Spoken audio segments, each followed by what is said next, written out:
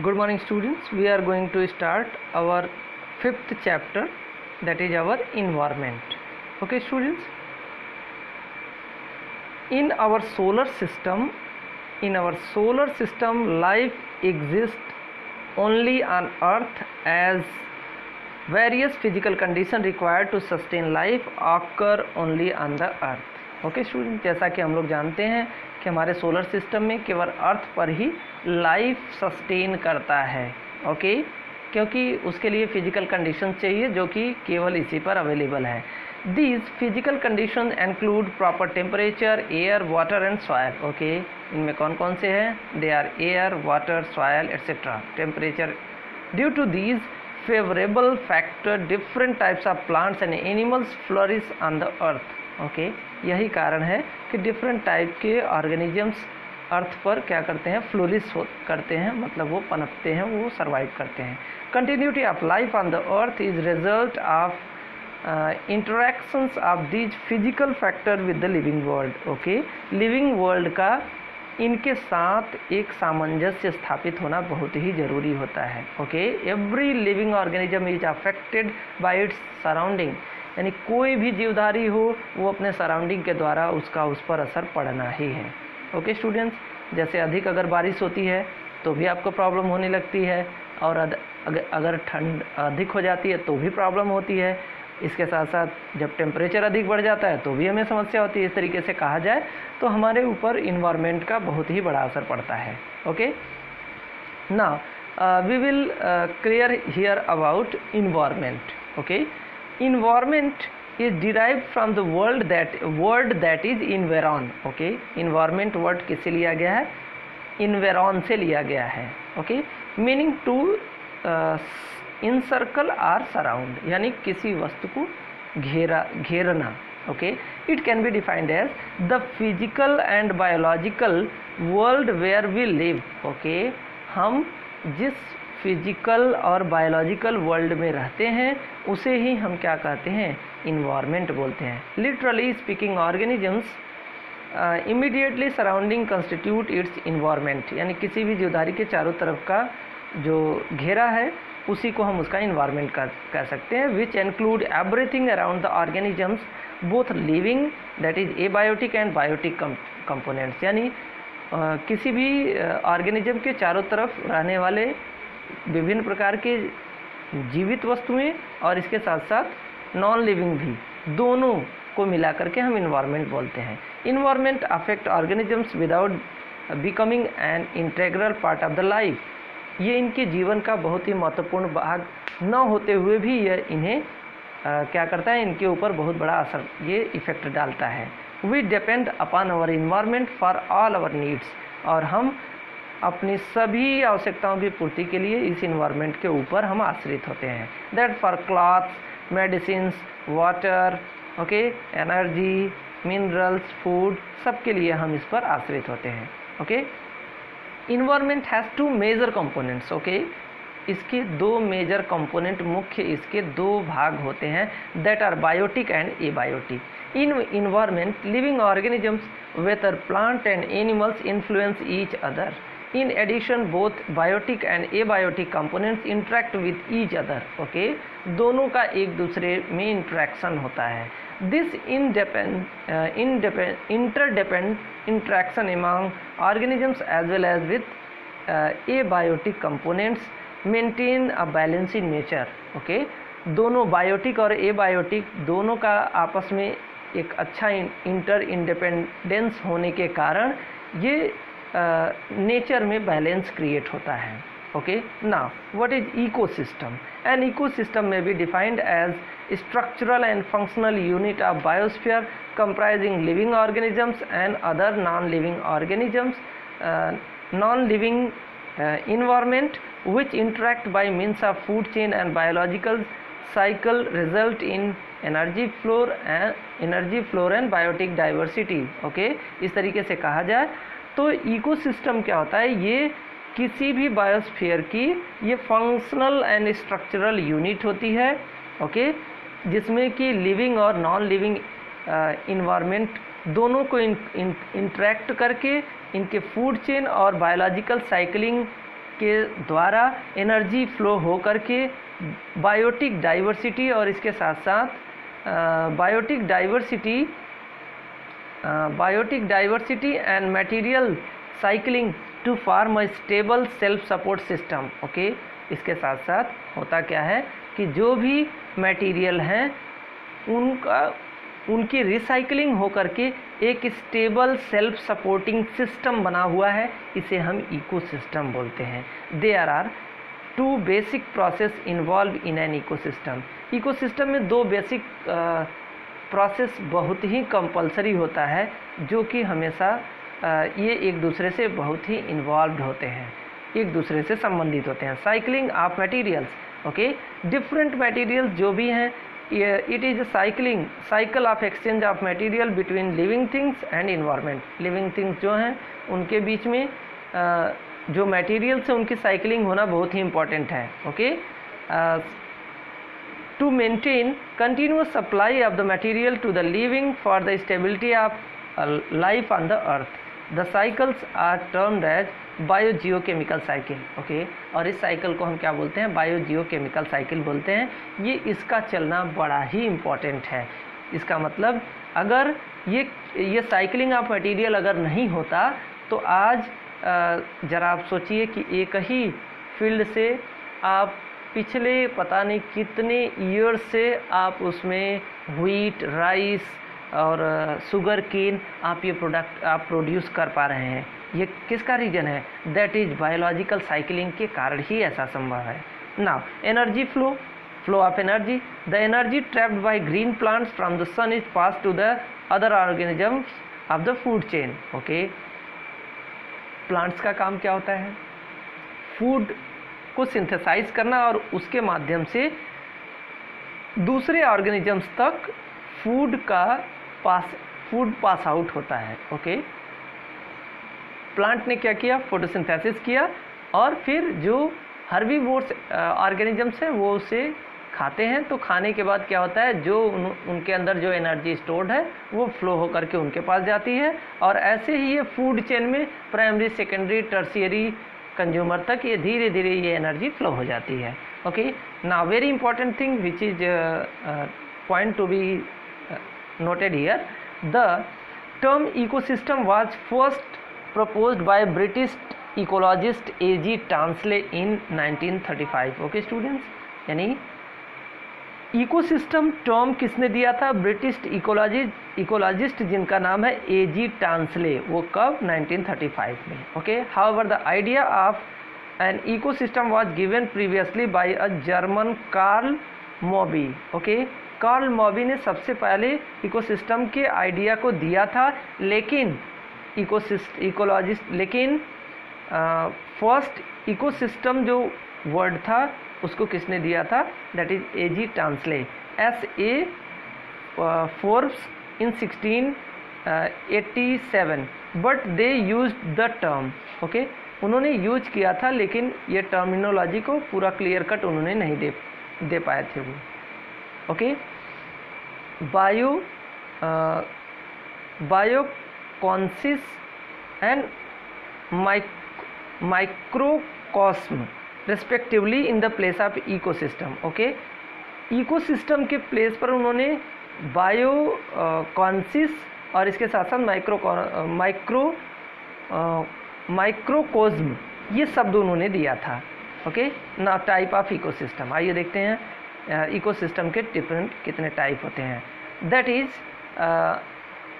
According to it may be classified on the basis of nature, duration and size. Nature, duration और उसके size के आधार पर इसको आइए देखते हैं कितने पार्ट में डिवाइड किया गया है। That is mainly divide into two type, that is natural ecosystem and artificial ecosystem. Natural ecosystem क्या होते हैं? The ecosystem which is operated in nature by self without by any human interference.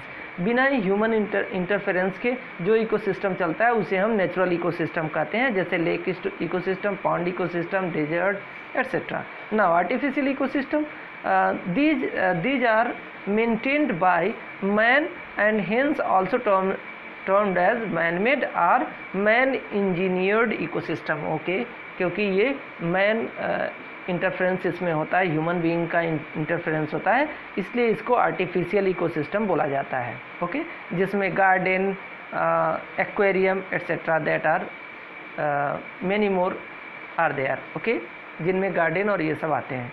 On the basis of duration, okay, duration के आधार पर आइए देखते हैं क्या होता है। On the basis of duration ecosystem are classified into temporary ecosystem and permanent ecosystem. These are short lived ecosystem. Temporary ecosystem ये कैसे होते हैं? शॉर्ट लिव्ड होते हैं, ये थोड़े समय के लिए क्रिएट होते हैं। Which may be natural or manmade. Okay, ये या तो नेचुरल हो सकते हैं या तो मैनमेड हो सकते हैं। Common example that is rain fade pond. जैसे कि आप एक पॉन्ड देखते हैं, जब बारिश होता है तो उसमें पानी कलेक्ट हो जाता है, उसमें डिफरेंट ऑर्गेनिजम्स आ जाते हैं और फिर आपको ये देखने को मिलता है कि उसमें फिशेस और ये सब प्लांट्स भी उसमें ग्रो हो जाते हैं। एक इकोसिस्टम, टेम्पोररी इकोसिस्टम क्रिएट हो जाता है। Okay, laboratory culture of protozoan etcetera. ना permanent ecosystem, permanent ecosystem, these are self supporting natural ecosystem to maintain themselves for relatively long duration। नहीं मतलब कि जिसको लॉन्ग टाइम तक मेंटेन होता है उसे हम इसके अंतर्गत रखते हैं। ओके, एग्जाम्पल के लिए हम लेक ले सकते हैं, that is lake, forest and desert. Okay, on the basis of size, आइए साइज के आधार पर देखते हैं, that is small size, small ecosystem and large ecosystem. Okay, small sized ecosystem are also termed as micro ecosystem बोलते हैं, जैसे flower pot. Okay, a site under a stone. Okay, simply flower pot आपने बनाया तो ये small ecosystem आपने create कर दिया। Large ecosystem that is an ocean, that is forest, desert, ये लार्ज में आता है ना। कंपोनेंट ऑफ इकोसिस्टम, आइए देखते हैं इकोसिस्टम के कंपोनेंट्स क्या हैं। That is two, that is abiotic, that is non living, and biotic, that is your living component. Now we will study about abiotic component, that is non living. Okay, abiotic components में these include the non-living physiochemical factor of environment. These components not only affect the distribution and structure of organisms but also their behavior and interrelationship. Abiotic components include inorganic substances, organic compound and climatic factors. Okay, इनमें different जो gaseous components हैं और इसके साथ साथ organic components, ये सभी इसमें आते हैं। आइए इसको हम ब्रीफली पढ़ते हैं। Inorganic substances that are carbon, nitrogen, oxygen, calcium, different that constitute the main abiotic component. Okay, they occur either in the form of compound or dissolved in water, soil and free state in air. या तो ये इस रूप में पाए जाते हैं dissolve, या तो ये फ्री स्टेट में एयर में पाए जाते हैं। Now organic compound, these include carbohydrate, protein, lipid, nucleic acid. These are present in living organisms and dead remains of them. The dead organic matter is broken down by the action of decomposers. Okay, organic compound जो हमारी body में क्या हो जाता है, जो stored होता है, ये डिकम्पोजर्स के द्वारा ब्रेक डाउन करके इसको इनऑर्गेनिक सब्सटेंस की इसकी रिसाइकलिंग कर दी जाती है। किनके द्वारा? बैक्टीरिया और फंजाई के द्वारा। ना क्लाइमेटिक फैक्टर, क्लाइमेटिक फैक्टर में that is your mineral, then soil, ये सभी आपके आते हैं। Light, temperature, humidity, wind, rainfall, ये सभी आपके किसके पार्ट हैं? That is your climatic factor. Now about biotic components, आइए बायोटिक कंपोनेंट के बारे में जानते हैं। Okay, all the living organisms are included in biotic component. Biotic component में सभी लिविंग जो होते हैं वो इसमें इंक्लूड किए जाते हैं। आइए इसमें देखते हैं। First one that is your producers. Okay, who are producer? You know well, plants are producers. Producers are organisms that can produce their food using simple inorganic compound. These include all green plants, blue green algae. Okay students, जैसा कि आप लोग जानते हैं जिसमें सभी green plants आते हैं और इसके साथ साथ इसमें ब्लू ग्रीन एल्गी भी आते हैं। Some bacteria and free floating autotrophic microorganism called phytoplanktons, green plants possesses photosynthesis pigment। जैसा कि हम लोग जानते हैं प्लांट्स के अंदर क्या होता है, फोटोसिंथेटिक पिगमेंट पाया जाता है जिसे हम क्लोरोफिल जानते हैं, और ये सोलर एनर्जी को ये सिंथेसाइज करने का काम करते हैं फोटोसिंथेसिस की प्रक्रिया के द्वारा। ये इक्वेशन जैसा कि आप लोगों ने फर्स्ट चैप्टर में फोटोसिंथेसिस को पढ़ा हुआ है, 6CO2 6H2O in the presence of sunlight and chlorophyll, glucose and 6 molecule of oxygen is liberated. Okay students, now then second, that is your consumers. Okay, who are consumers? The mainly they are mainly animals. इनमें कौन आते हैं? Producers में only plants आते हैं और इसके बाद कंज्यूमर्स में एनिमल्स आते हैं। They are unable to synthesise their food. क्यों? क्योंकि ये इनके अंदर फोटोसिंथेटिक पिगमेंट नहीं पाया जाता है, इसलिए वो अपना भोजन खुद से नहीं बना पाते हैं। Therefore they utilize material and energy stored by the producers or eat other organisms. They are known as heterotrophs. Okay, इनको हम हेट्रोट्रॉप कहते हैं। ये प्रत्यक्ष या अप्रत्यक्ष रूप से किसके ऊपर आश्रित होते हैं? ये प्लांट्स के ऊपर आश्रित होते हैं। Okay, they are known as heterotrophs. The consumers are of following types. आइए देखते हैं कंज्यूमर्स भी कितने प्रकार के होते हैं। That is your primary consumers. Okay, it include the animals which eat plant और प्लांट प्रोडक्ट। ओके, जो प्लांट या प्लांट प्रोडक्ट को खाते हैं उन्हें हम प्राइमरी कंज्यूमर या फर्स्ट ऑर्डर कंज्यूमर बोलते हैं। They are called as herbivore. Okay, इन्हें हम हर्बीवोर भी बोलते हैं। As the herbivore feed on plant and plant product and convert them into animal matter, they are often called key industry animal. Cattle, deer, goat, rabbit, hare, rats, mice are the common herbivores in terrestrial ecosystem, and snails, mosquito larvae etc. are the common herbivores in aquatic system. Okay, aquatic system में दूसरे होते हैं। और then आपके अर्थ पर जो पाए जाने वाले जो आपके just we can say they are found,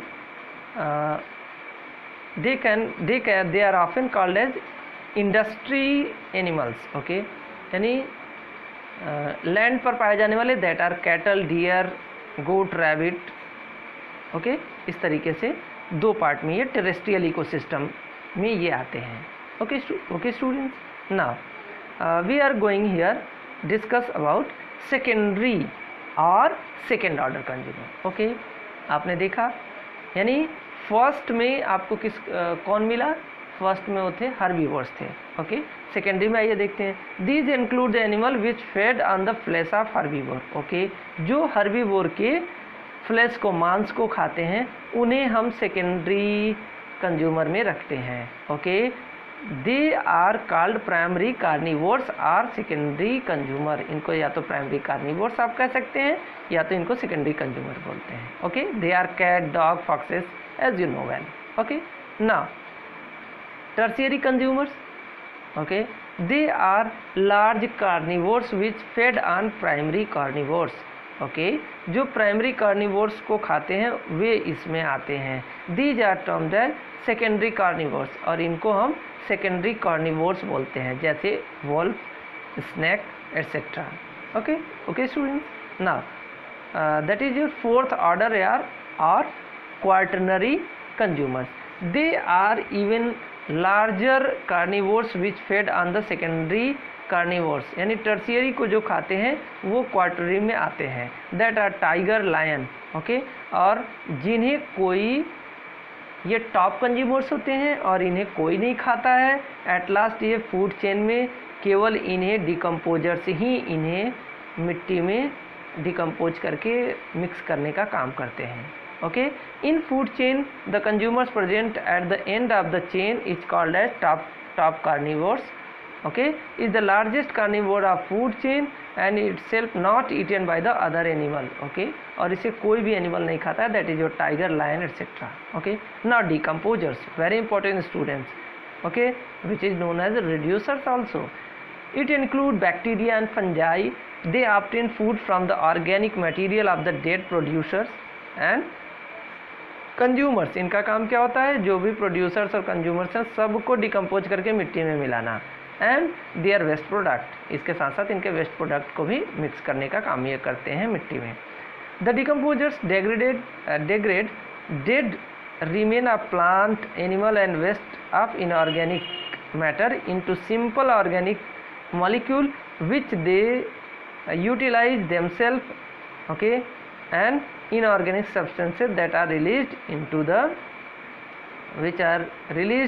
the environment for the reuse of raw material by the producers, okay। इनका काम क्या है, इनको डिकम्पोज करके मिट्टी में मिलाना ताकि प्रोड्यूसर्स उसे यूज करके फिर से वो उन प्रोडक्ट को सिंथेसाइज करने का काम कर सकें। In this way decomposers help in the recycling of nutrients in the biosphere and form nutrient cycles are biogeochemical cycle, और इस तरीके से ये बायो जियोकेमिकल साइकिल ये बनाने में मदद करते हैं। The fertility of soil is maintained by this cycle, और इस तरीके से ये सॉइल की फर्टिलिटी को भी बढ़ाने का काम करते हैं। Decomposers provide space for new life in the biosphere and so are essential for component of ecosystem. Without them all life will ultimately cease to exist as dead remains and waste organic matter will pile up. The decomposers are also called as saprotroph, okay। decomposers को हम saprotroph भी बोलते हैं।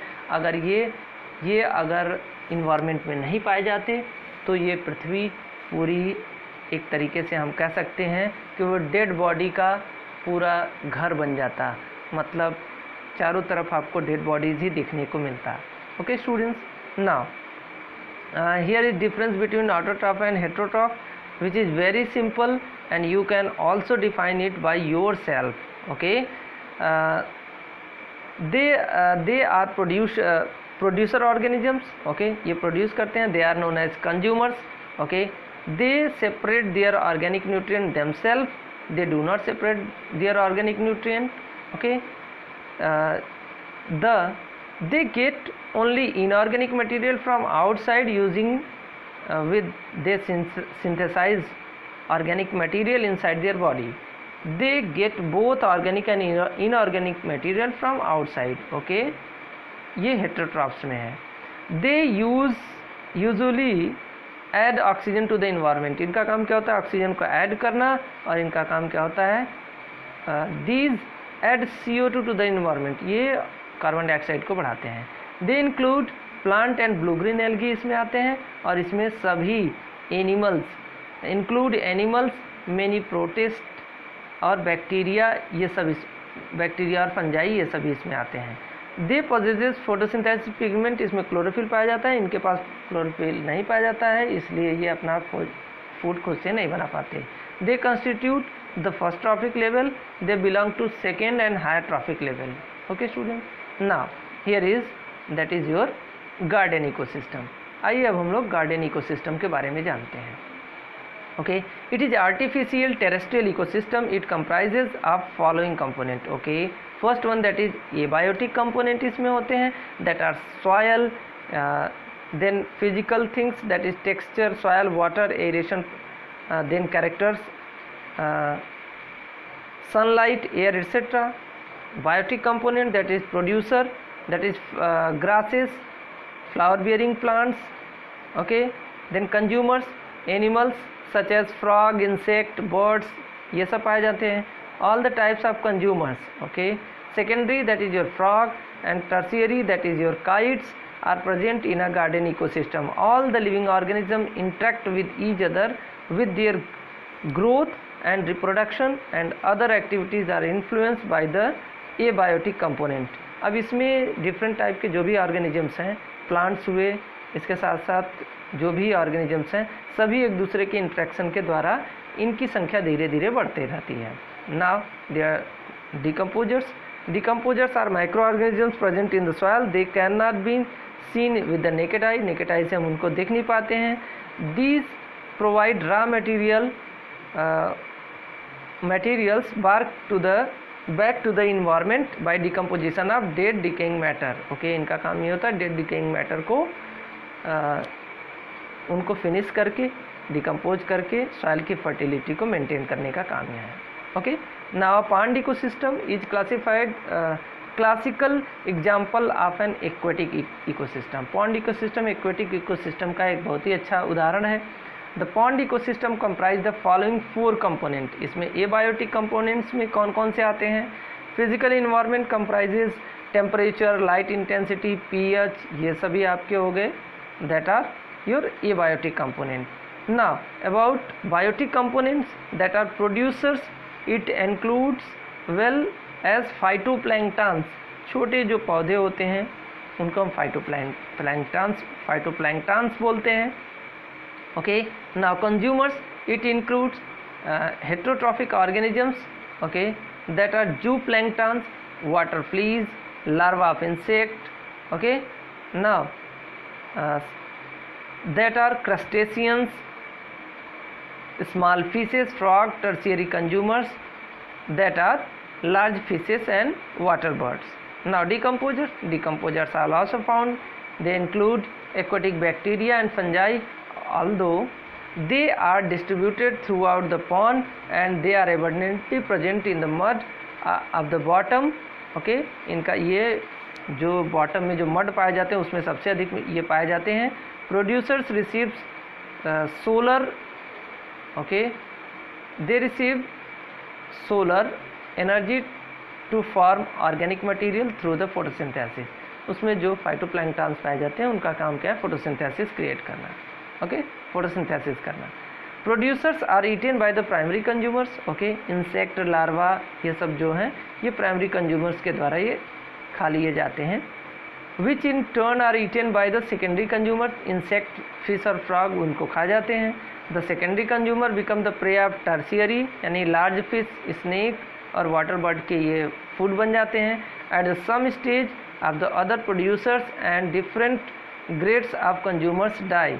Okay, their dead bodies are acted upon by the decomposers, who are responsible for breaking the complex organic substances into simple substances to be utilized again by the producers. In this way, pond is an ideal example of ecosystem. Okay, अब इसमें क्या करते हैं कि different जो भी micro organisms हैं, किसी भी पर्टिकुलर प्लांट या एनिमल का जब डेथ होता है तो उसे डिकम्पोज करके जो भी न्यूट्रिएंट्स हैं वो प्रोवाइड कराने का ये काम करते हैं. इस तरीके से ये सबसे आइडल एग्जाम्पल है. Okay, this is in this way we can see pond is an ideal example of an ecosystem. Okay, you can study with the help of this diagram also. Okay students, now we are going to study here about we have studied pond ecosystem. Now about food chain. आइए देखते हैं food chain क्या होता है. Food acts as fuel to provide energy. Okay, food chain क्या होता है इसको हम जानेंगे. Food हमें क्या करता है? एनर्जी प्रोवाइड करने का काम करता है. It is true for all living organisms. It is given in any given ecosystem. All the living organisms are linked in a systematic chain. यानी सभी ऑर्गेनिजम्स एक सिस्टमेटिक चेन में बंधे होते हैं.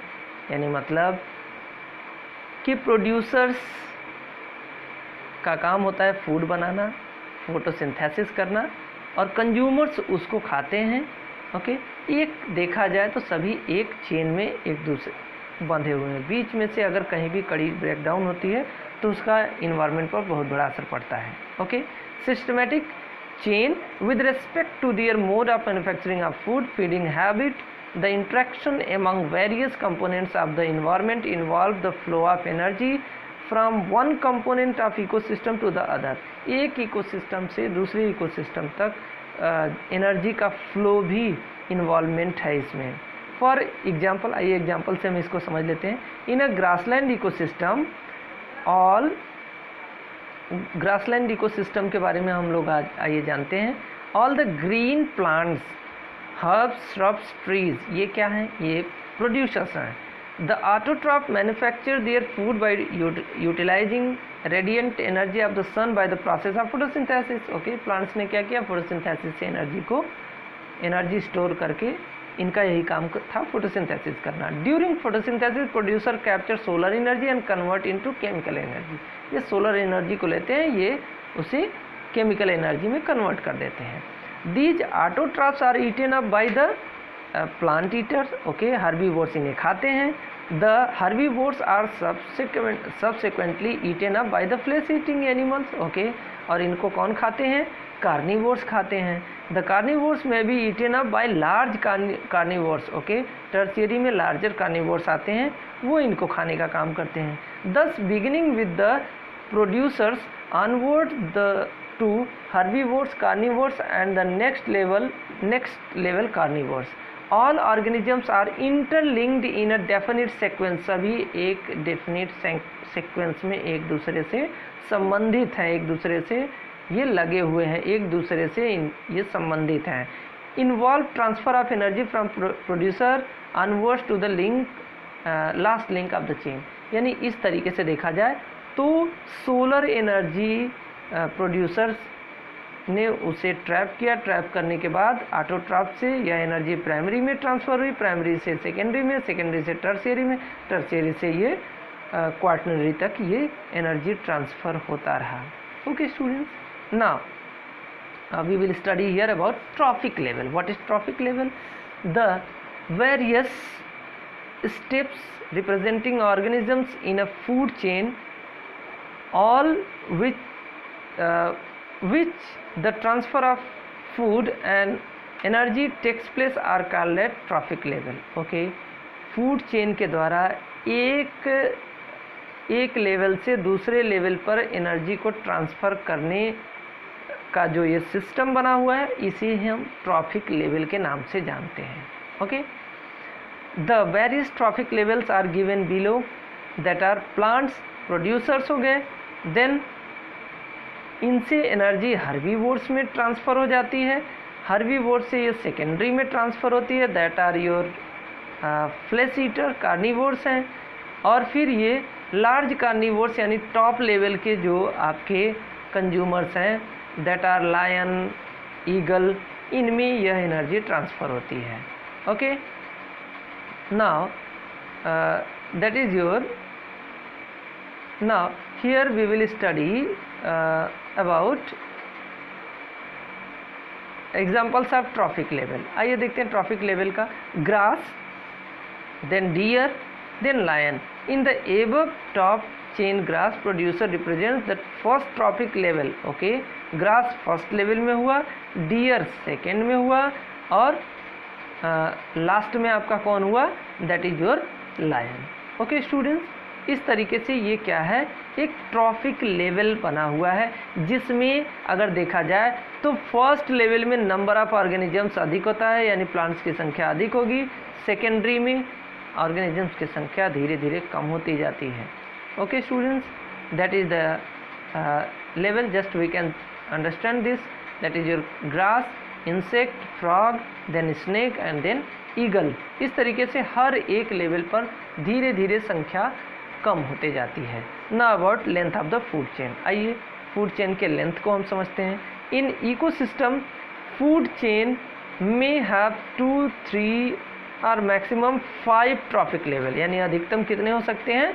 5 ट्रॉफिक लेवल हो सकते हैं, जैसा कि आप यहाँ पर समझ सकते हैं। Okay, plants, grasses, then see that is your producers, herbivore, primary, secondary and tertiary. इस तरीके से देखा जाए 1, 2, 3, 4, 5, इस तरीके से टोटल 5 आपके ट्रॉफिक लेवल्स होते हैं। ओके स्टूडेंट्स, अब आइए देखते हैं हम इन 5 ट्रॉफिक लेवल में किस तरीके से एनर्जी का फ्लो हो रहा है। कैरेक्टरिस्टिक्स ऑफ फूड चेन का कैरेक्टरिस्टिक्स क्या होता है? अ food chain involve a nutritive interaction between the living organisms of an ecosystem. यानी फूड चेन क्या होता है? ये न्यूट्रिटिव इंट्रैक्शन को यह क्रिएट करने का काम करता है। Okay, in food chain there occur separately eating, that is each group eat the other group, subsequently it is eaten by some other groups of the organisms. Okay, यानी एक step दूसरे स्टेप को उसको क्या करता है, उसे खाने का काम करता है। अब food chain is always straight, food chain हमेशा सीधा होता है। Proceeds in a progressive straight line, okay, ये प्रोग्रेसिव स्ट्रेट लाइन में यानी बढ़ते हुए क्रम में इसको दिखाया जाता है। In a food chain there is an unidirectional flow of energy from sun to producer subsequently to the various different types of consumers. यानी इसमें क्या होता है कि प्रोड्यूसर से कंज्यूमर की ओर धीरे धीरे एनर्जी का ट्रांसफ़र होता है और एक दिशा में होता है, मतलब यानी प्लांट की जो एनर्जी है वो सोलर सन को फिर वापस नहीं जा सकती है जो उसने ट्रैप कर लिया है। Usually there are 3 to 4 trophic level in food chain, if a few chains there may be 5 trophic level, यानी लगभग वही 4 होता है, यानी अधिकतम वो 5 भी हो सकता है। Some organisms are omnivores, they occupy different trophic level in the different food chain. कुछ यानी फूड चेन में कुछ ऐसे होते हैं जो ऑमनीवोर्स भी होते हैं। At each transfer generally 80 to 90% energy is lost. Very important thing, just try to understand it. यानी केवल 10% एनर्जी ही नेक्स्ट ट्रॉफिक लेवल को ट्रांसफ़र होता है। 80 से 90% ये एनर्जी ये थर्मोडाइनमिक्स के नियमानुसार यह क्या हो जाता है, ये लॉस्ट हो जाता है, फिनिश्ड हो जाता है। An interesting feature of food chain is that some harmful non biodegradable chemicals, very interesting things हैं स्टूडेंट्स, इसको ध्यान से समझिएगा। यहाँ पर जितने हार्मफुल डीडीटी और हैवी मेटल्स हैं इसका बायोलॉजिकल मैग्निफिकेशन होकर के हर एक ट्रॉफिक लेवल पे इसकी संख्या बढ़ते जाती है। यानी एनर्जी वो 10% ही ट्रांसफ़र होता है, लेकिन जो हार्मफुल जो केमिकल्स हैं उनकी संख्या ऊपर वाले पर यानी कि नेक्स्ट ट्रॉफिक लेवल पे वो बढ़ते जाती है। देखिए what is biological magnification, very important student, just try to understand it. This phenomena is called as biological magnification. यानी यहाँ पर हम इसको यहाँ से इस तरीके से समझ सकते हैं कि some harmful non biodegradable chemicals and heavy metals such as mercury, arsenic enter the bodies of organisms through the food chain. Food chain के द्वारा ऑर्गेनिजम्स की बॉडी में पहुंचते हैं and go on concentration eight each trophic level, और ये अगले traffic level पे इनकी धीरे धीरे कंसंट्रेशन बढ़ती रहती है और इसी प्रक्रिया को हम बायोलॉजिकल मैग्निफिकेशन बोलते हैं। Okay student, for example in a food chain operating in a pond, river, lake, the water contains a small amount that is 0.02 ppm of harmful chemicals. When this water is consumed by phytoplanktons or zooplanktons, the concentration of chemical increases to the 5 ppm. Okay, जब उसमें different जो organisms हैं उस पानी को जब consume करते हैं तो ये बढ़ करके 2 से 5 ppm तक पहुंच जाता है। Okay, fishes breeding in these accumulate 240 ppm, और इसमें जो फिशेस रह रही हैं उनके अंदर इसका एक्यूमुलेशन 240 ppm तक हो जाता है। Birds feeding on these fishes were about to 1600 ppm। ओके, और इसमें रहने वाले जो ऑर्गेनिज्म हैं उनको खाने वाली बर्ड्स के अंदर ये ट्रॉफिक लेवल में देखा जाए तो उनमें 1600 ppm तक जाकर ये इसकी संख्या इतनी अधिक बढ़ जाती है। ओके, सिंपली आप यहाँ पे जो एक वाटर में 0.02 दिखाया गया, फिर ये 5 ppm हुआ, फिर लार्ज फिशेस में, स्मॉल फिशेस में 240 हुआ और बर्ड्स तक ये 1600 ppm तक ये बढ़ता गया। Okay, that is your biological magnification. Okay, biomagnification as human being usually occupy the highest trophic level of food chain, they get maximum quantity of harmful chemicals. Okay, आप सबसे उच्च स्तर पर आते हैं, इसलिए सबसे अधिक जो भी हार्मफुल केमिकल्स हैं वो हमारे अंदर ही स्टोर होते हैं। That is your food web. आइए फूड वेब के बारे में जानते हैं। द वेरियस फूड चेन्स, यानी जो डिफरेंट फूड चेन्स हैं जब ये एक साथ मिलते हैं तो ये क्या बना लेते हैं, फूड वेब बना लेते हैं। फूड चेन्स के मिलने से एक फूड वेब तैयार हो जाता है। The various component, the various food chains operating within an ecosystem और biosphere can not function in isolation, यानी जो डिफरेंट फूड चेन्स हैं वो केवल अकेले काम नहीं कर सकती हैं। Okay, many of these food chains are are interconnected by the organisms which are a part of more than one food chain. Thus various food chains form a network with the interconnection and linkage called the food web. यानी various interaction ये सब एक साथ मिल करके food chain मिल करके food web बना लेते हैं. Thus various food chains form a network with the interconnection and linkage that is called as food web.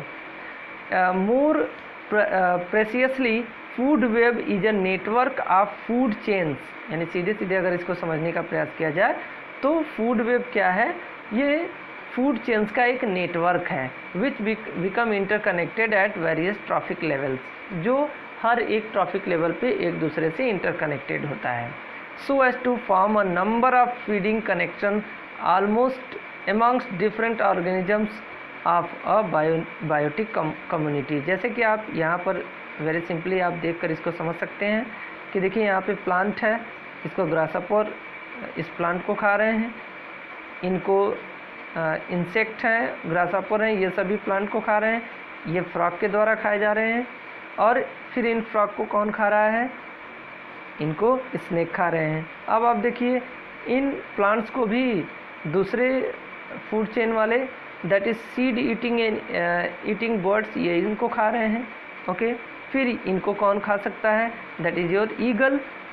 Okay, फिर इन प्लांट को भी कौन खा सकते हैं, दैट आर रैट, रैबिट, और इन सभी को कौन खा सकते हैं, that are snake and eagle. यानी इस तरीके से एक फूड वेब एक तैयार हो जा रहा है. ओके, जैसा कि आप यहाँ पर समझ सकते हैं, plant that is eaten by rabbit or eagle, plant that is eaten by rat or eagle, plant that is eaten by rat, snake, eagle. यानी इस तरीके से क्या बन रहा है कि कई फूड चेन को मिला करके एक फूड वेब बन रहा है. Now characteristics of food web, आइए फूड वेब का हम कैरेक्टरिस्टिक्स जान लेते हैं, उसकी विशेषता क्या है.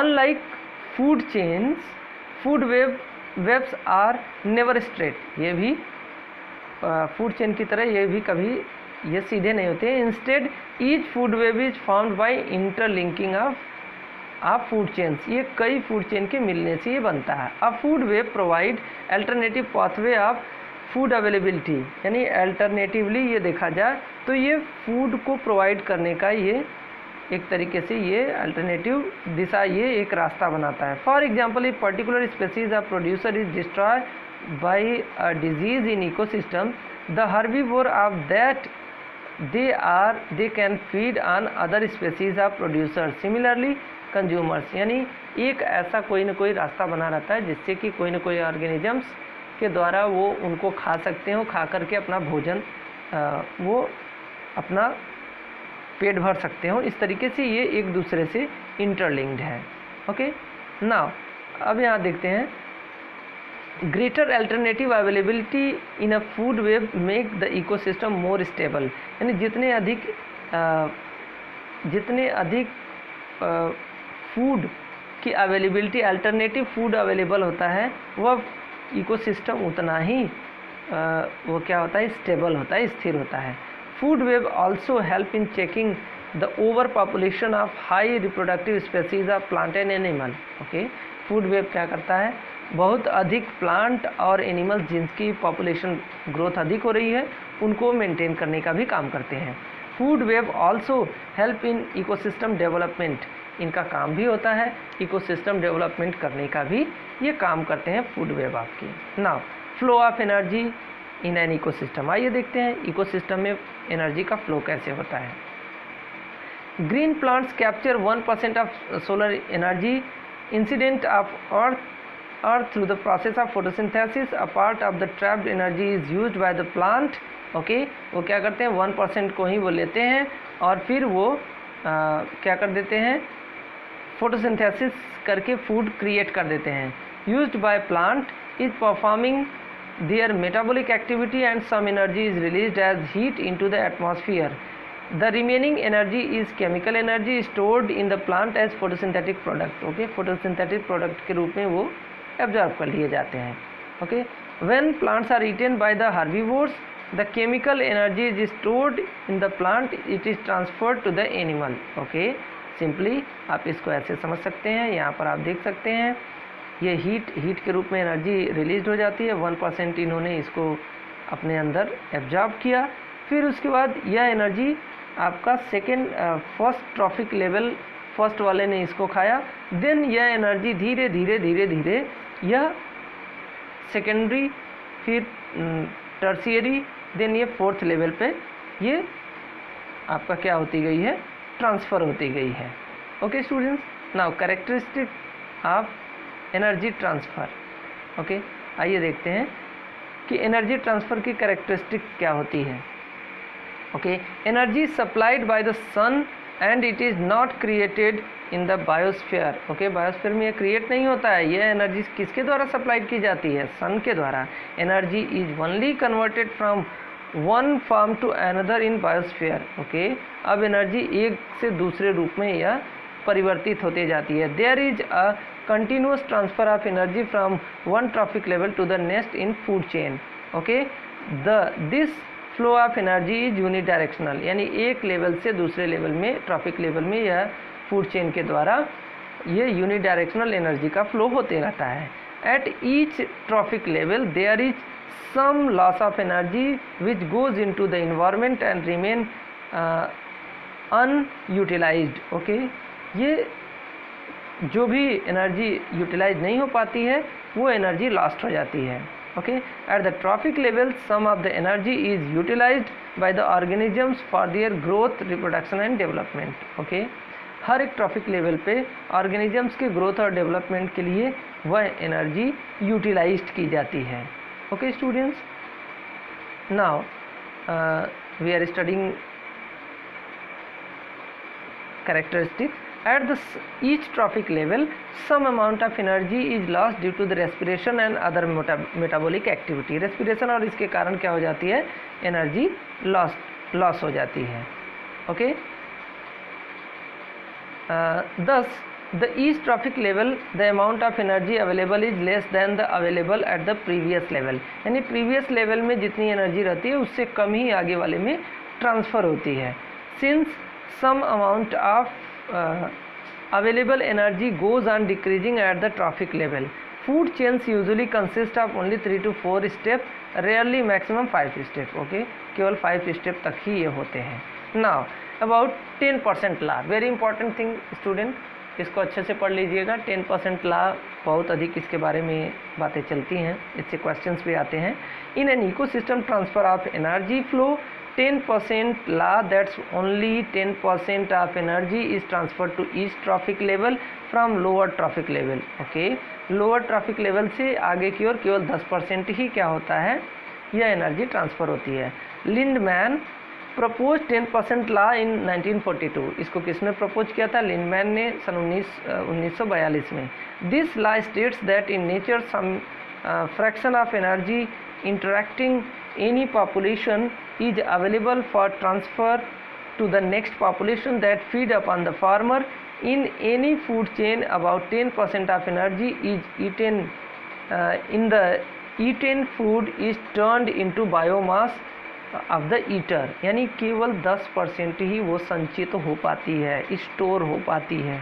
For example, if 100 kg of organic matter in the grass will turn into 10 kg of flesh of deer, यानी 100 kg अगर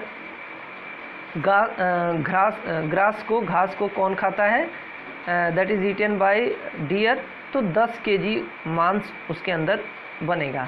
और ये जब इसका 10% यानी केवल 1 kg लायन के अंदर ही मांस के रूप में, flesh of the lion that feeds on the deer, जो डियर को जो खाता है केवल 1 kg उसके अंदर उसके लिए यूटिलाइज हो पाता है।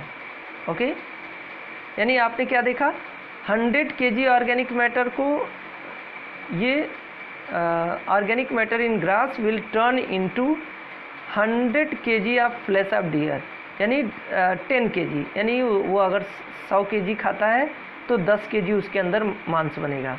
अब ये इसको जब डियर को लायन ने खाया तो उसके अंदर कितना बनेगा, that is your 1 kg of flesh. Okay students, that is the 10% law. we will study here about the effect of human on ecosystem. आइए देखते हैं कि ह्यूमन बीइंग का इकोसिस्टम पर क्या इनका इफेक्ट है. Human being are commonly organism who try to change the environment to fulfil their needs. Shelter, clothing, transport industry, increasing in human population and greater advancement in technology in the recent past have damaged the balance and healthy environment. Okay, यानी हमने क्या किया है, हमने केवल अपनी environment को utilise करने के लिए, अपनी सुख सुविधा को बढ़ाने के लिए हमने केवल इन्वायरमेंट को के बैलेंस को हमने डिसबैलेंस ही किया है.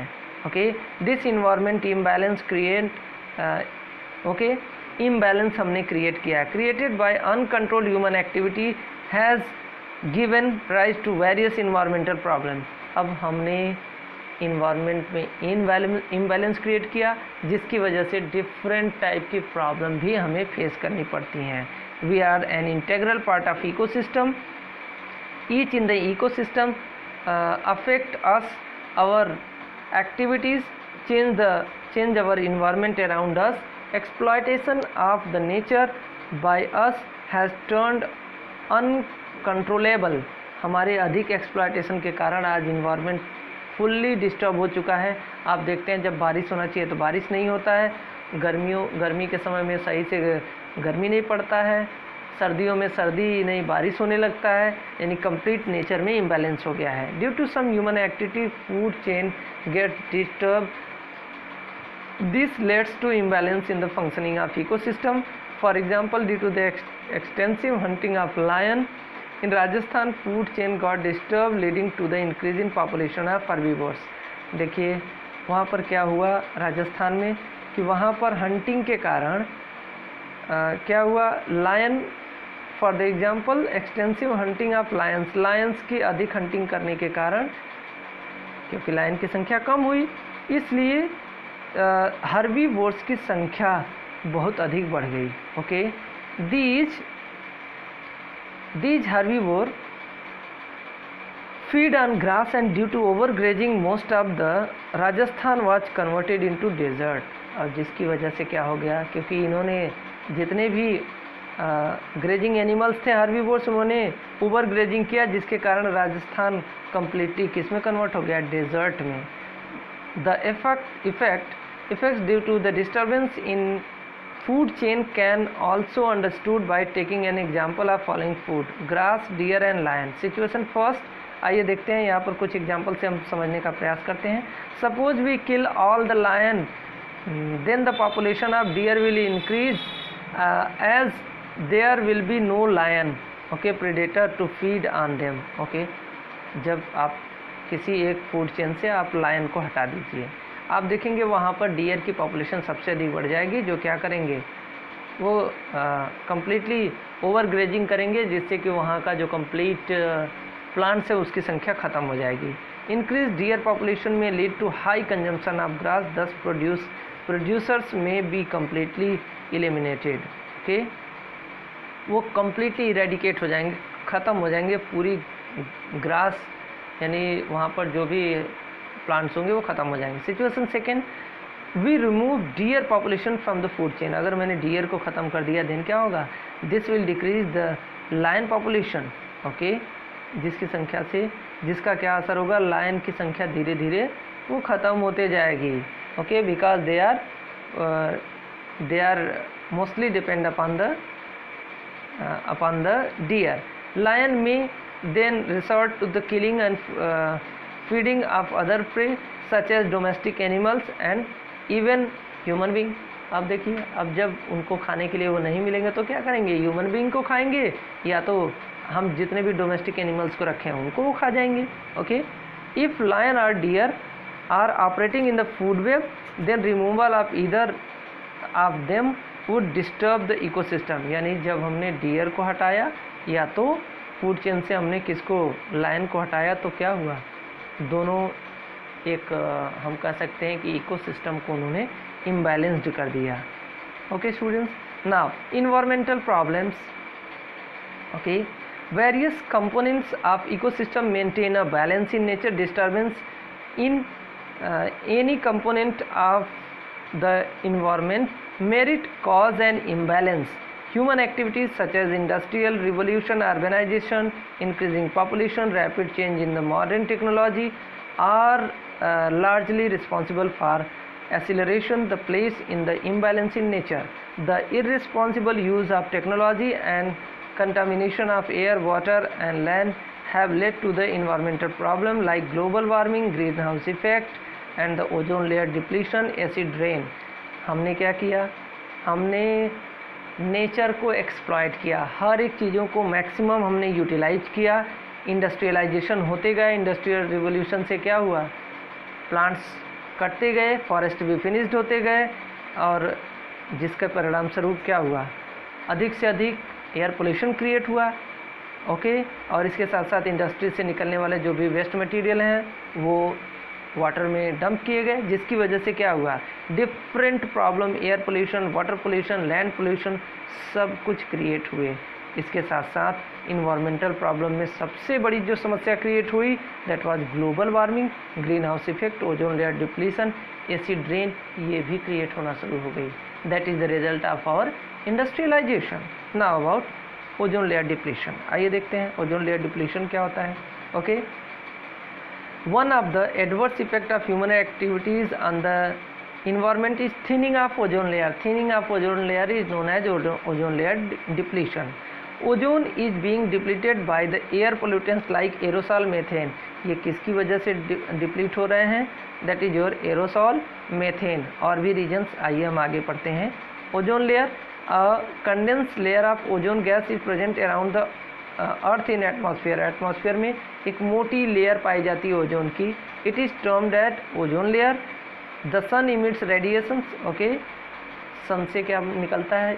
यूवी रेज निकलती हैं और ये उसे फिल्टर करने का काम करते हैं। ओके स्टूडेंट्स, अब इसमें डिप्लीशन होने से क्या होगा? डिप्लीशन होने से बहुत बड़ी प्रॉब्लम क्रिएट हो जाती है। ओके, विजिबल रेज, अब ये जो यूवी रेज हैं ये जब अर्थ पर पड़ती हैं तो इससे डिफरेंट टाइप के डिजीजेस क्रिएट हो रहे हैं। ओके स्टूडेंट्स, आइए इसको हम पढ़ करके जानने का प्रयास करते हैं। Visible raise and infrared rays carry little energy which does not harm living beings. The energy content of ultraviolet radiation however is beyond the limit of tolerance of living cells may cause the harm or even become lethal to the living things. Living system के ऊपर जब ये पड़ता है तो उन्हें ये completely destroy कर देता है। Thus protection of UV radiation of sun is necessary for the survival of existence of living being and thus the ecosystem. यानी इकोसिस्टम और ह्यूमन बींग को जीने के लिए बहुत ही ज़रूरी है यूवी रेज को प्रोटेक्ट करना। Ozone layer is a protective shield around the earth which absorb most of UV rays, सन protecting the living beings of the earth from the health hazard. Okay, इस तरीके से ये ओजोन लेयर क्या करता है? इसको हम प्रोटेक्टिव लेयर बोलते हैं और ये लिविंग बीइंग को यूवी रेडिएशन से बचाने का काम करता है। Ozone layer is largely found in the stratosphere. ये कहाँ पाए जाते हैं? स्ट्रेटोस्फेयर में पाए जाते हैं। ये लगभग 20 से 26 किलोमीटर की ऊंचाई पर पाए जाते हैं। Stratosphere extend from 12 kilometre to 50 kilometre sea level, यानी सी लेवल से उनकी ऊंचाई अगर देखा जाए तो 12 से लेकर के 50 किलोमीटर तक इनकी ऊंचाई पाई जाती है। ओके, ना ओजोन फॉर्मेशन, आइए देखते हैं ओजोन फॉर्मेशन कैसे होता है।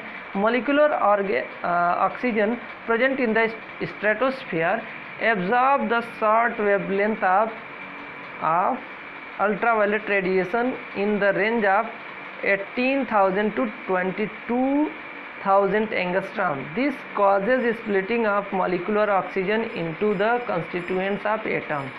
पहले होता क्या है? ऑक्सीजन, वहाँ पर जो अवेलेबल ऑक्सीजन है वो स्प्लिट हो जाता है। किसके कारण? अल्ट्रावायलेट रेडिएशन जिसका रेंज कितना होता है? 1800 से लेकर के 2200 एंगस्ट्रॉम तक होता है, वो इसको स्प्लिट कर देता है मॉलिक्यूलर ऑक्सीजन में। Okay, the constituent atom combined with molecular oxygen to produce ozone. अब देखिए ये ओजोन जो होता है ये ऑक्सीजन के साथ, यानी जो मॉलिक्यूलर जो O है वो आपके ऑक्सीजन O2 के साथ कंबाइन करके ओजोन बना लेता है। In this way ozone is a result of photochemical reaction in which starting molecule is oxygen. Okay, ये क्या है, एक फोटोकेमिकल रिएक्शन के कारण ये होता है जो ऑक्सीजन से स्टार्ट होता है। In the stratosphere along with the above reaction another photochemical reaction also occur. Okay, एक और फोटोकेमिकल रिएक्शन भी यहाँ पर क्रिएट होती है। Okay, ozone absorbs the UV radiation the range of 2000 to 29,000 angstrom which causes breakdown of ozone molecules. Okay, अब देखिए, पहले तो वहाँ पर ओजोन बना, अब जब अधिक वेवलेंथ जो 2000 से लेकर के 2900 एंगस्ट्रॉम वेवलेंथ की होती है, वो इसको मॉलिक्यूलर को O3 को O2+O में चेंज कर देती है, और इस तरीके से ये ओजोन होल क्रिएट करने में ये हेल्प आउट करती है। Okay students, O3 which is split into O2+O। Okay students, the two photochemical reaction formation and destruction of ozone molecule in normal circumstances balance each other। Normally ये अपने आप ये reaction ये चलते रहता है, यानी ओजोन का बनना और फिर ओजोन का डिस्ट्रॉय होना। It result in the effective absorption of short wavelength of UV radiation. Okay, UV radiation की जो शॉर्ट वेवलेंथ होती है उसे स्ट्रेटोस्फीयर में वो एब्जॉर्ब करने का काम करता है। And resist them to reach the earth, और इस तरीके से वह अर्थ पर पहुंचने से उन्हें रोकने का काम करता है। Now about ozone hole decline thickness of ozone layer over the restricted area is called as ozone hole. यानी किसी एक विशेष पार्ट में ओजोन की लेयर के थिकनेस को कम हो जाने को हम ओजोन होल बोलते हैं। Ozone hole was first discovered by the over the Antarctica. Okay, इसको सबसे पहले कहाँ पर देखा गया था? अंटार्कटिका में 1985 में देखा गया था। Later on noticed over Arctic. Okay, 1990 में इसे आर्कटिक पर भी देखा गया। Okay, and this phenomena is known as ozone layer depletion, और इसे हम क्या बोलते हैं? ओजोन लेयर डिप्लीशन हम कहते हैं। ओके स्टूडेंट्स, नाउ आइए अब हम लोग देखते हैं अंटार्कटिका और इस तरीके से कैसे अक्टूबर 80 में देखा गया था। देन ये सैटेलाइट फिगर है, अक्टूबर 85 में ये और इसकी बढ़ती गई, 90 में ये और बढ़ती गई। Distribution of ozone layer. Okay, आइए देखते हैं ozone layer depleting substances ODS कौन कौन से हैं, यानी ओजोन लेयर को डिप्लीट करने वाले कौन कौन से थिंग्स हैं। Okay, these are the substances which react with the ozone layer. Okay, इनमें ये कौन सी हैं जो ओजोन लेयर के साथ ये रिएक्ट करती हैं? That are chlorofluorocarbon, synthetic harmful chemical which are widely used in refrigerator. Okay, ये सबसे अधिक ये कौन कौन सी हैं? दैट आर CFC, जो रेफ्रिजरेटर और एयर कंडीशनर्स में और कूलेंट्स में ये यूज किए जाते हैं। ओके, ये बहुत ही हार्मफुल होती हैं, ये रिएक्ट कर लेती हैं, रिएक्ट करके ये क्या करती हैं? उनको ओजोन लेयर को ये डिस्टर्ब करने का काम करती हैं। आइए देखते हैं ozone layer depletion. The thinning of ozone layer allows UV. Okay, इसका असर क्या होता है? जब थिनिंग हो जाता है then UV radiations to pass through it when they strike the earth. Okay, ये उससे पास आउट हो जाते हैं। जब थिनिंग हो जाती है तो ये पास आउट कर जाते हैं, पास करके ये कहाँ पर आ जाते हैं? अर्थ पर आ जाते हैं। और अर्थ पर आने के बाद क्या ये करते हैं? दे कॉजेज कैंसर। ओके, ये कैंसर, स्किन कैंसर क्रिएट करते हैं, आई साइट में भी प्रॉब्लम क्रिएट करते हैं। ओके, फोटो बर्निंग, यानी इसकी वजह से आइज़ में कैटरैक्ट की प्रॉब्लम होती है। इम्यून सिस्टम, ये हमारे इम्यून सिस्टम को भी डैमेज कर देते हैं। एम्ब्रियोनिक मोर्टेलिटी, यानी अबॉर्शन के भी मैक्सिमम चांसेस बनते हैं। देन फोटोसिंथेसिस, ये अप्रॉक्सीमेट 10 to 25% यूवी रेडिएशन क्या कर देती है? फोटोसिंथेसिस, प्लांट में फोटोसिंथेसिस की प्रक्रिया को डिक्रीज कर देती है। Okay, then global warming, decrease photosynthesis, क्योंकि अब इनकी वजह से क्या हुआ? प्लांट्स की फोटोसिंथेसिस की प्रक्रिया 10 से लेकर के 25% तक कम हुई। कम होने के बाद कार्बन डाइऑक्साइड का कंसंट्रेशन बढ़ेगा, और इसके बढ़ने के कारण क्या हुआ? That is result in the global warming. Okay, international effort, okay, ozone layer depression को रोकने के लिए बहुत सी इंटरनेशनल एफर्ट भी की गई। The thinning of ozone layer was noticed in 1980। Okay, 1980 में इसे नोटिस किया गया था और जिसे फारमैन और उनके कोवर्कर्स ने इसे प्रोटेक्ट किया, इसे डिस्कवर किया था। Okay, Montreal protocol. Okay, Montreal protocol के अंतर्गत 87 में क्या हुआ कि United Nations environmental programme, students UNEP इसका आप जो फुल फॉर्म है इसे आप ध्यान दीजिएगा, ये एग्जामिनेशन में ऐसे क्वेश्चन किए जाते हैं। इसमें इन्होंने क्या कराया, क्लोरोफ्लोरोकार्बन क्रिएट करने वाले जितने भी कंट्रीज़ थे सभी कंट्रीज से उन्होंने एक समझौता कराया, जिसमें उन्होंने कहा कि कोई अल्टरनेटिव सोर्स ऑफ एनर्जी को आप बढ़ावा दीजिए और CFC के यूज को कम से कम कीजिए। ओके, इसी को ही मॉन्ट्रियल प्रोटोकॉल बोला गया। ओके, जिसमें लगभग 175 कंट्रीज़ ने क्या किया था, सिग्नेचर किया था। Okay, this protocol was signed on September 1687. So it is 16th September is celebrated as International Community as International Day for Preservation of Ozone Layer. Okay, इसी कारण से इसको हम 16 सितंबर को ओजोन डे के रूप में भी मनाते हैं। ओके, हेलसिंकी डिक्लेरेशन 1989 में majority of the Nations place two phase out chlorofluorocarbons by the year 2000, यानी सभी लोगों ने क्या लिया था, प्लेज लिया था कि 2000 तक हम लोग कम्प्लीटली क्लोरोफ्लोरोकार्बन को हम किक आउट कर देंगे, इसके जगह कोई दूसरा हम गैस यूटिलाइज करेंगे। उसमें इन्होंने क्या किया, now production of CFC has been stopped since then CFC has been replaced with the hydrofluorocarbon and hydrochlorofluorocarbon, यानी HCFC हाइड्रोक्लोरोफ्लोरोकार्बन और हाइड्रोफ्लोरोकार्बन उसका प्लेस ले लिया, जिससे आज इसका ये परिणाम है कि ओजोन लेयर को ये प्रोटेक्ट करने में बहुत अधिक से अधिक मदद मिली है। Okay students, now environmental pollution. आइए हम लोग अब देखते हैं environmental pollution. Okay, what is pollution? Environmental pollution may be defined as undesirable change in the physical, chemical and biological characteristics of water, soil and air. Okay, water, air and soil which cause harm to the living organisms. Okay, जिसके कारण से living organism पर इसका एक adverse effect पड़ता है। The environmental pollution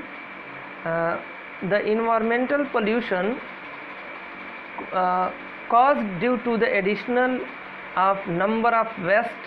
Some of these pollutants may be listed here. Okay, ये किनके कारण ये क्रिएट हो रहे हैं, आइए इसको हम जान लेते हैं। इंडस्ट्रियल वेस्ट, जिसकी वजह से CO, CO2, SO2, H2S ये इन्वायरमेंट में एडेड किए जा रहे हैं। डोमेस्टिक वेस्ट, इनकी वजह से सीवेज और इसके साथ साथ commercial insulators and public places से ये अधिक क्रिएट हो रहे हैं। Sewage with many types of pathogenic organisms like bacteria, ये सब क्रिएट होते हैं। एग्रीकल्चरल वेस्ट, इनसे CO2, methane, then hydrocarbons. Okay, ना कमर्शियल वेस्ट से प्रिंटिंग प्रेस, जिससे biochemicals, waste of medical institutions and hospitals, इनसे ये क्रिएट हो रहे हैं। ना बायोडिग्रेडेबल एंड नॉन बायोडिग्रेडेबल, ये तो बहुत ही सिंपल है, आप इसको जानते ही हैं। बायोडिग्रेडेबल जो इजीली माइक्रोब्स के द्वारा जो क्या किए जा सकते हो, डिकम्पोज किए जा सकते हो, उसे हम बायोडिग्रेडेबल बोलते हैं। Okay, these include domestic sewage, livestock waste, municipal wastage. They cause pollution only when they are added in larger amount than their rate in the degradants. Okay, अगर ये पानी में इनकी संख्या अधिक से अधिक अगर ये मिलाए जाते हैं तो ये पोल्यूटेंट क्रिएट करने का काम करते हैं। Okay, non biodegradable substances. Okay, the waste, these are accepted upon the microbes. These are the things which are not easily degraded by the microbes, इनका जो काम होता है, ये क्या होते हैं, ये माइक्रोब्स के द्वारा डिग्रेड नहीं किए जा सकते हैं और ये बायोलॉजिकल मैग्निफिकेशन इसका हो जाता है। इनमें different plastics, aluminium cans, radioactive substance, DDT, BHC, ये सभी हैं। इसमें से ये क्या होते हैं, एक ट्रॉफिक लेवल से दूसरे ट्रॉफिक लेवल पे ये ट्रांसफ़र कर दिए जाते हैं और ये हैजार्डस जो डिफरेंट केमिकल्स हैं ये ह्यूमन बीइंग में जाकर स्टोर होते हैं और ये डिफरेंट टाइप के डिजीज़ को ये क्रिएट करते हैं। इसके साथ साथ नॉन बायोडिग्रेडेबल में आप सिंपली समझ सकते हैं कि प्लास्टिक्स हैं जो कि बहुत बड़ी आज एक समस्या क्रिएट करने का काम कर रही हैं। Now that are we have studied here about biodegradable and non-biodegradable things. Okay students, after it we will study few other things that are solid waste management. अभी तक आपने बायोडिग्रेडेबल और डिग्रेडेबल थिंग्स के बारे में पढ़ा। अब आइए देखते हैं कि इनका हम सॉलिड वेस्ट को मैनेज कैसे करेंगे। In our daily life we generate a lot of material, throw them away. The useless left over discard material are termed as waste, यानी जो यूजलेस और फालतू चीज़ें होती हैं उसे हम वेस्ट बोलते हैं। The waste material can be gaseous through automobile smoke, then they may be also from chimneys of industries and houses, liquid effluent from different industries, sewage, water, ये सभी क्या वेस्ट प्रोडक्ट्स हैं। Food waste, cow dung, human excreta, trash and rubbish, farm waste, okay, industrial and chemical waste. Solid waste are the main source of soil pollution. Okay, mainly अगर देखा जाए तो ये क्या करते हैं, ये सॉइल पोल्यूशन को ही क्रिएट करते हैं। आइए solid waste generally come from household vegetable, fruit market, cattle sheds, industries, other places. They can be conveniently categorized into, that is food waste. Okay, food waste, that is kitchen से जो भी रॉटन और waste things होती हैं ये आपकी food waste में आ जाती हैं। Cow dung, human excreta, farm and waste हो गए ये।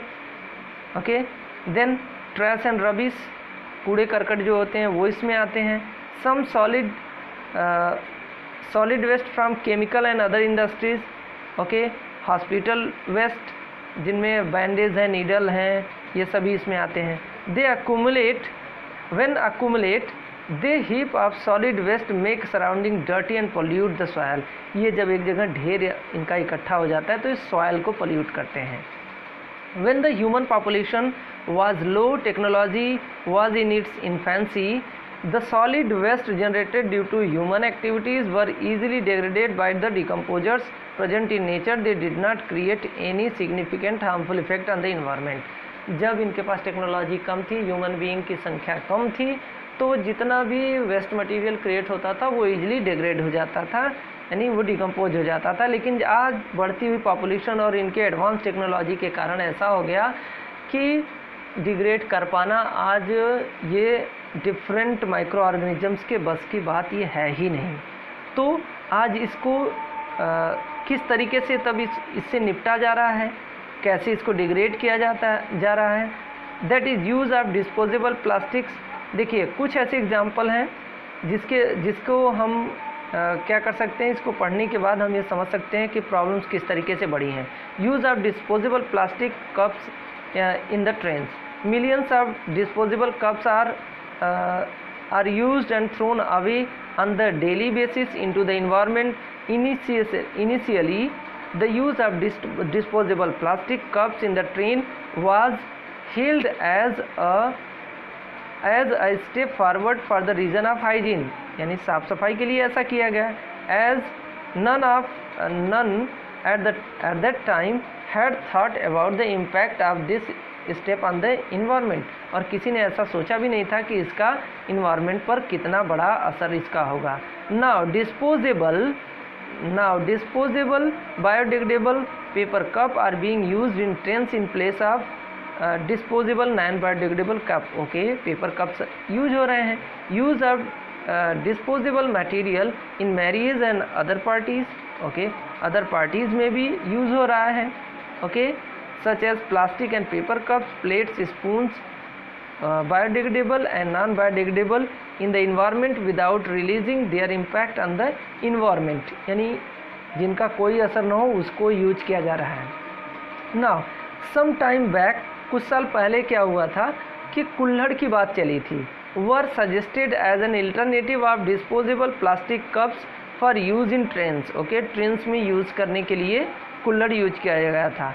However a little thought discouraged this suggestion as making this kullad on a large scale would have result in the top of fertile, okay, loss of the fertile topsoil. देखिए इसका अगर अधिक use होना जब शुरू हुआ तो क्या होने लगा कि जो टॉप फर्टाइल सॉइल थी उसका वेस्टेज होने लगा, जिससे इसको भी रोकना पड़ा.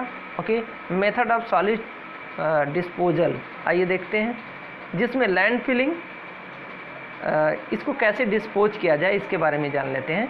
इन this solid waste are dumped into a low lying area, okay, low lying area में लैंड फिलिंग किए जाते हैं. The refuse is dump in layer approx about 1.5 metre, each layer is covered by the soil, okay, about 20 centimetre of thickness. Such landfills can be used for developing parks, okay, landfills करके some recreational site. So dumping is simple and economical method to manage the urban solid waste management and reclaim the low lying area for better use. Okay, अब जैसे जहाँ जो थोड़े ढलान वाले place थे तो वहाँ पर इनका क्या हुआ कि जो भी सॉलिड वेस्ट थे उससे उसको फिल करके कोई रिक्रिएशनल प्लेस बना करके उसको यूज किया जा सकता है. ओके, ना कंपोस्टिंग में जैसा कि आपने अच्छी तरीके से इसको आप लोगों ने कंपोस्टिंग पढ़ा हुआ भी है. In this organic matter of solid is digested aerobically, okay, anaerobically by the microbial action and converted into humus and stable mineral compounds. Although aerobic components is more attractive, it has a drawback. The most of the common composting plant have unacceptable odor. Some of the great use of its product are used as manure. Crop of the yield improved and there is less need of fertilizers and pesticides. Anaerobic composting is another advantage due to no need of aeration. Okay, produces biogas which can be used for heating and generating power electricity. देखिए student, इसमें देखिए composting में क्या होता है कि एक छोटा सा पिट बना लिया जाता है और पिट बनाने के बाद उसमें डिफरेंट जो भी बायोडिग्रेडेबल सब्सटेंसेस होते हैं उसको उसमें डाल करके ढक दिया जाता है. फ्यू मंथ्स के बाद उसमें माइक्रो ऑर्गेनिजम्स उसको डिकम्पोज कर देते हैं, फिर उसको हम यूज कर सकते हैं. यहाँ तक कि उसमें बायोगैस के रूप में उसमें बायोगैस भी क्रिएट होते हैं, जिसको भी हम मतलब हीटिंग करने के लिए या तो इलेक्ट्रिसिटी को जनरेट करने के लिए हम कर सकते हैं. ओके, नाउ इंसिनरेशन क्या होता है? It involves the aerobic burning of combustible substances, यानी जो जलने वाले जिनको हम जला सकते हों उनको प्रॉपरली हम फर्नेसेस में, भट्टियों में लगभग 670 डिग्री सेंटीग्रेड पर जलाने की प्रक्रिया जो होती है उसको हम इंसिनरेशन करते हैं. Okay, it also causes use of generate steam power. Okay, this is also the idea of method for medical waste management as it eliminates the infectious organisms. Okay, अब देखिए इसको मेडिकल के जो भी डिफरेंट पार्ट्स, डिफरेंट जो भी bandage और ये सब होते हैं उनको ये करने में इनको डिफरेंट जो फर्नेसेस होती हैं, भट्टियाँ होती हैं, उसमें हम इसको 670 डिग्री सेंटीग्रेड पर उसको हम जला सकते हैं. Okay, now about pyrolysis. Okay, what is pyrolysis? It involves aerobic destruction and distillation of combustible constituents of solid waste at high temperature, यानी 650 से लेकर के 1000 डिग्री सेंटीग्रेड पर एरोबिक डिस्ट्रक्शन यानी डिस्टिलेशन करने की प्रक्रिया को ही हम क्या बोलते हैं, इसको हम पायरोलाइसिस बोलते हैं।